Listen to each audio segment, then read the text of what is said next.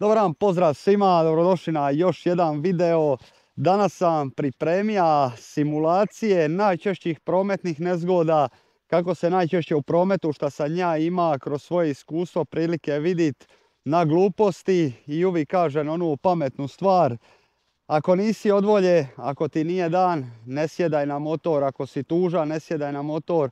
Ako si presretan, ne sjedaj na motor, jer je vrlo tanka granica između uživanja i do onoga najgorega.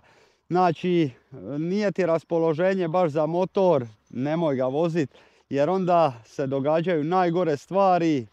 Nažalost, najbolja stvar je ako prođete samo s ozljedom, trajni invaliditet, a čak i smrtni ishod nikako nisu poželjni i nisu dobri. A ja bi sad prestao s pričom i ajmo vidjeti šta sam vam ja pripremio.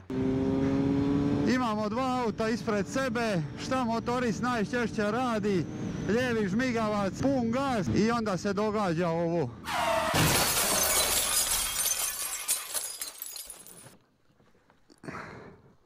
A šta se ovdje dogodilo? Također česta zanimljiva situacija.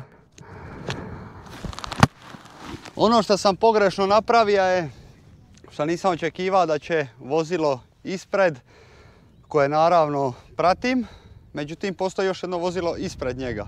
Ja nisam očekivao da će to vozilo skrenuti lijevo. Naravno, taj vozač nije pogledao retrovizor i počeo je odmah skretati lijevo. Ja sam već bio u pretjecanju u punome gasu, znači već sam imao preveliko ubrzanje, kočnica, jednostavno malo šta se tu više može napraviti. Zato uvijek kažem bolje pretjecat jedno po jedno auto, tamo gdje je to dozvoljeno naravno. Znači u nikakvom slučaju ne smijemo sebi dozvoliti da pretičemo dva ili više vozila odjednom, jer onda se događaju ovakve stvari. Naravno, ja sam sad pokušao samo dočarati kako se to lako dogodi. Zlo, samo zato što mislimo, ma sad ću ja 1 sekund nižu i proću ja njih dvoje, troje.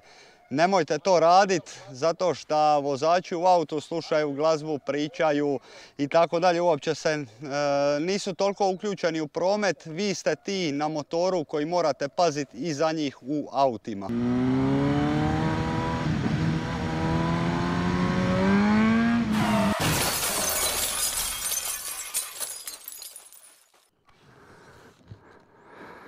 Da. Šta smo ovdje trebali napraviti, šta smo pogrešno napravili? Nismo, prva stvar, dali vozaču automobila uopće priliku da uoči da idemo u pretjecanje, nije nas vidio kako to inače biva. Znači, u ovoj situaciji ja krećem u pretjecanje, u isto vrijeme vozilo ispred mene pretiče treće vozilo i ulazi u moju traku. Naravno, ja sam već pod velikim ubrzanjem, veliki gas i dolazi do udara motora u stražnji dio. Ono što trebamo napraviti, uvijek uvjeriti se, ne prelaziti dva auta, pokazivati smjera, žmigavac, svirnit, blicnit, znači napraviti sve što je potrebno, tako da bi vozač ispred vas zna da ćete ga prestići.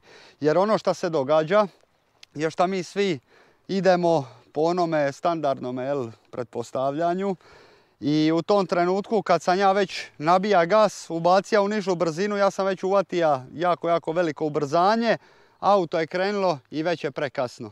Već je prekasno za reakciju. Naš mozak u tom trenutku usporava vrijeme. To vrijeme, ne znam, imaju čak neke statistički podaci, recimo da je to 0,1 milisekunda ili 0,3 milisekunde. Pretvara to u nekoliko sekundi. Jer šta mozak radi? Mozak želi sačuvati sebe. Mozak uspori vrijeme i traži rješenje. Vi ako niste vježbali, ako niste trenirali, išli na dodatne sate, sportske, sigurne vožnje i tako dalje, niste vježbali sami na poligonu na cesti, vi jednostavno, vaš mozak kopa tih par sekundi i vi ako niste naučili tu vještinu, događa se ono najgore, spustite glavu dole, nema uopće reakcije na kočnice ni ništa, nego samo udarite u vozilo ispred sebe. Još jedna opasna situacija je što mi puno u prometu pretpostavljamo, a pretpostavka je Majka svih zajeba.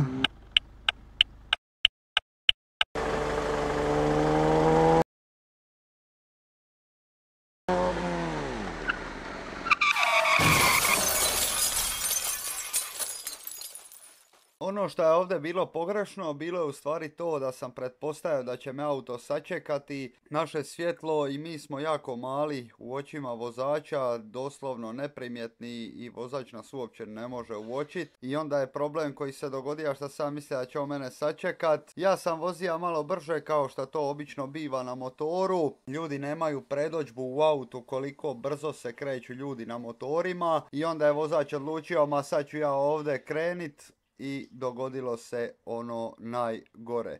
Znači uvijek kad dolazimo na raskrižja, bez obzira šta nam je zeleno svjetlo, jel imamo prednost prolaska, uvijek računajte na to da nemate prednost prolaska i vjerujte mi, smanjit ćete dosta vjerovatnost da nastradate. Još jedna riskantna situacija. Vozimo se izad, čekamo kad ćemo preteći ovo auto, a nismo se uvjerili da ima priključne ceste i idemo u preticanje.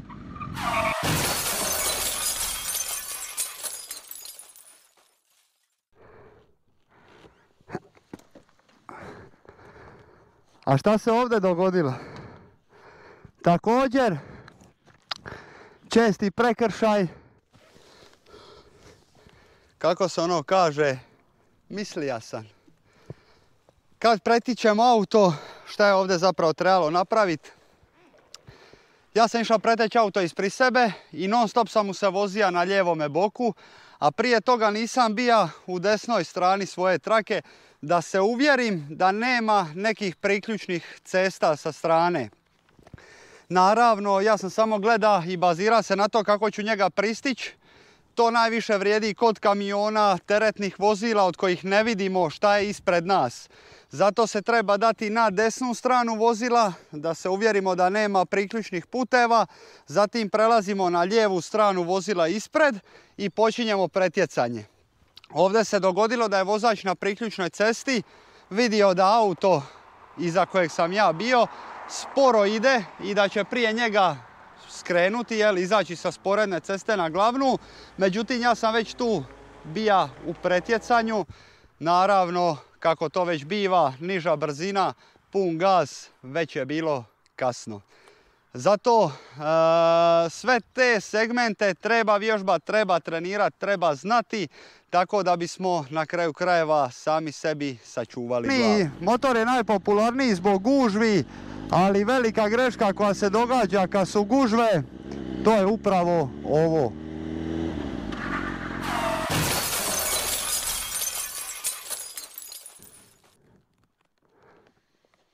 A šta se ovdje dogodilo? Nećete vjerovati koliko sam ovog puta vidio u prometu. Baš dosta. Naravno, ljudi stali su kupiti cigare, stali su u trafiku, stali su, ma koga više briga uopće di su stali. Poanta svega je što smo prebrzo došli. Znači, ako se već krećete između vozila, to treba obavljati jako sporo. Šta sigurnije, paziti na to da neko u bilo kojem trenutku, djeca, punica, žena, sestra, brat, nečak može otvoriti vrata i krenuti izlaziti iz auta. Naravno, u ovom slučaju ovih vrata ne bi bilo kad bi ga pogodio sa 50 na sat, ali ja bi završio vjerojatno sa puno lomova. Znači, ono što sam ja pogriješio, maknit se još lijevo, ukoliko je postoji vozilo tu, jako sporo prolaziti između, doslovno brzinom hoda. I još jedna od najčešćih grešaka koje se događaju u prometu, to je lijevo skretanje. Znači, vozimo, imamo prednost i odjedan put.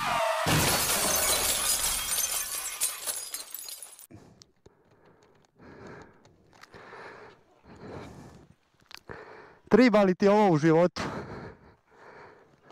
Sekunda nepažnje, nisam ja kriv, on je kriv.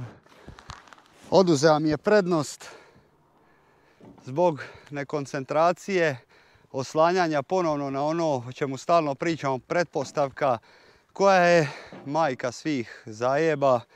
Znači, šteta na motoru je najmanja stvar, lomovi neizbježni, znači ne postoji bezazlena prometna nezgoda s motorom.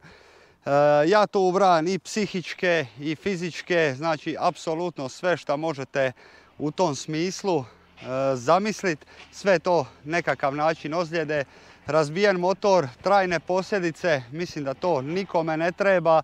Znači, bez obzira jel auto ima pokazivač smjera, ne. Mi se jednostavno prebrzo krećemo u prometu. Sekunda je dovoljna, vozači u autu nisu toliko krivi jer jednostavno dobra stvar je uzmite svoj nos, vi svoj nos ne vidite. A ako zatvorite jedno oko, onda odjedanput vidite svoj nos. Zašto? Zato što mozak isključuje ono što mu je dosadno. Mala točkica koja predstavlja motor, mozgu je dosadna i mozak je jednostavno ne vidi.